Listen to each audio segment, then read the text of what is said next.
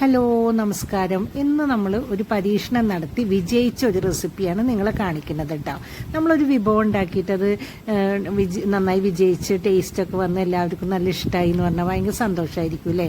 അപ്പോൾ അതെങ്ങനെ ഉണ്ടാക്കണമെന്ന് നിങ്ങളെയും കൂടെ കാണിക്കാം കേട്ടോ. ഒരു 6 ഇടത്തരം ചിക്കനാണ് എടുത്തിരിക്കുന്നത്. അതിലേക്ക് 1 ടേബിൾ സ്പൂൺ ഇഞ്ചി വെളുത്തുള്ളി നന്നായി ചതച്ചെടുത്തിട്ട് നന്നായി തന്നെ ചതച്ചെടുത്തിട്ടുള്ളതാണ് ചേർത്ത് കൊടുത്തിരിക്കുന്നത് കേട്ടോ. അങ്ങനെ അരഞ്ഞ പോലെയല്ല, നന്നായി ഒന്ന് ചതച്ച പോലെ ആക്കിയിട്ട് എടുത്തിരിക്കുന്നത്. പിന്നെ ഒരു 1/2 ടീസ്പൂൺ കുരുമുളക് പൊടി ഇട്ട് കൊടുത്തിട്ടുണ്ട്. ഞാൻ ബ്ലാക്ക് പെപ്പറാണ് യൂസ് ചെയ്തിരിക്കുന്നത്. നിങ്ങൾ വൈറ്റ് പെപ്പർ കിട്ടുകയാണെങ്കിൽ അത് യൂസ് ചെയ്തോളൂ. കാരണം ഇത് സ്നോ ചിക്കൻ ആണല്ലോ, അപ്പോൾ നല്ല വൈറ്റ് കളർ കിട്ടുന്നത് നല്ലതാണല്ലോ.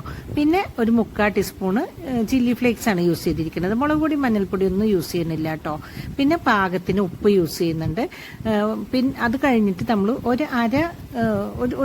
ഒരു ടീസ്പൂണ് ചെറുനാരങ്ങ നീര്, 1 ടേബിൾ സ്പൂൺ ചെറുനാരങ്ങ നീര് ഉപയോഗിക്കുന്നുണ്ട്.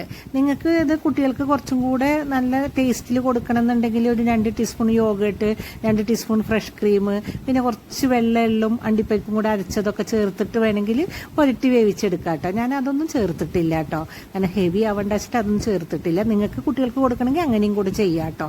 പിന്നെ ഞാൻ 2 ടീസ്പൂൺ ഒലിവ് ഓയിലാണ് ഒഴിച്ചു കൊടുത്തത്.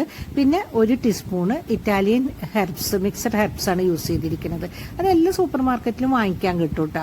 നമ്മുടെ ഒറിഗാനോം പാഴ്സ്ലിയും ഒക്കെ കൂടെ ചേർന്നിട്ടുള്ള, എല്ലാം കൂടെ ചേർന്നിട്ടുള്ളതാണ്. അത് ഇട്ട് കൊടുത്തപ്പോൾ നല്ലൊരു ഫ്ലേവറാണ് കേട്ടോ വരുന്നത്.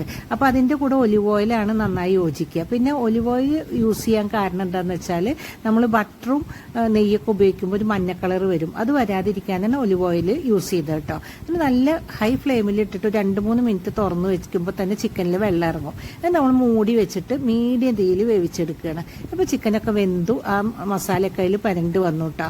ഇനി നമ്മൾ സ്നോ ചിക്കൻ ആക്കി എടുക്കാൻ വേണ്ടിയിട്ട് ഒരു 3 മുട്ടയുടെ വെള്ള നന്നായി എഗ് ബീറ്റർ വെച്ചിട്ട് നന്നായി ബീറ്റ് എടുത്തിട്ട് മഞ്ഞുകട്ട പോലെ തന്നെ ആക്കി എടുത്തിട്ടുണ്ട് കേട്ടോ. എന്നിട്ട് ആ ചിക്കൻ പീസ് അതിലിട്ടിട്ട് നന്നായി ഡിപ്പ് ചെയ്തിട്ട് ആ മഞ്ഞുകട്ട പോലെ തോന്നാൻ അതിൻ്റെ മീതൊക്കെ നന്നായി മുട്ടയുടെ വെള്ളം നിറച്ച് വെച്ച് കൊടുത്തിട്ട് നമ്മൾ എല്ലാ പീസും വെച്ചതിൻ്റെ ശേഷം ഒരു മീഡിയം തീയിൽ വെച്ചിട്ട് മൂടി വെച്ചിട്ട് ഒരു 10 മിനിറ്റ് വേവിച്ചെടുക്കുകയാണ്.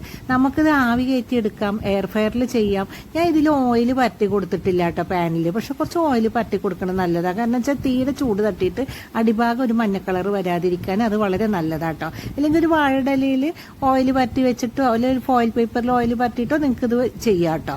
നല്ല ടേസ്റ്റുള്ള സാധനമാണ്. ചപ്പാത്തിയുടെയും കുബൂസിൻ്റെ ഒക്കെ കൂടെ കുറച്ച് സാലഡും കൂടെ ഉണ്ടെങ്കിൽ നമുക്ക് നന്നായി കഴിക്കാൻ പറ്റൂട്ടോ ഇത്.